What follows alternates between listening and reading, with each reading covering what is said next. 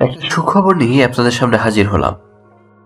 জাতীয় নাগরিক কমিটির মুখ্য সংগঠক ও ছাত্রনেতা সার্জিস আলমের ডাকে দেশে ফিরছেন অনলাইন অ্যাক্টিভিস্ট ও প্রবাসী লেখক পিনাকি ভট্টাচার্য এবং সাংবাদিক ইলিয়াস হোসেন। সেই সাথে আসছেন ডক্টর কনক সারোয়ার।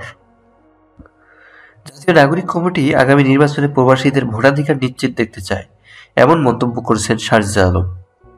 গণ অভ্যুত্থান পূর্ববর্তী সময়ে খুনি হাসিনা মিডিয়ার গলা চেপে ধরে রেখেছিল।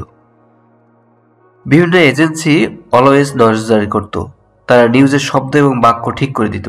কিন্তু দেশের বাইরে প্রবাসী ফ্রিল্যান্সার সাংবাদিকেরা সাহস জুগিয়েছেন, খুনি হাসিনার রেজিমের বিরুদ্ধে কথা বলেছেন। সার্জিস উদাহরণ হিসাবে ইলিয়াস ভাই, পিনাকি দা এবং কনক সারোয়ার কথা বলেন। এদের মতো অসংখ্য ব্যক্তি ছিলেন যারা ওই রেজিমের বিরুদ্ধে দেশের বাইরে থেকে কথা বলেছেন এবং এখনও তাদের জায়গা থেকে দেশের জন্য কথা বলছেন। এই নতুন বাংলাদেশ গঠনে তাদের সক্রিয় অংশগ্রহণ প্রয়োজন। যারা প্রবাস জীবন কাটিয়েছে তাদের সংসদেও আসা প্রয়োজন বলে মনে করেন সার্জিস আলম।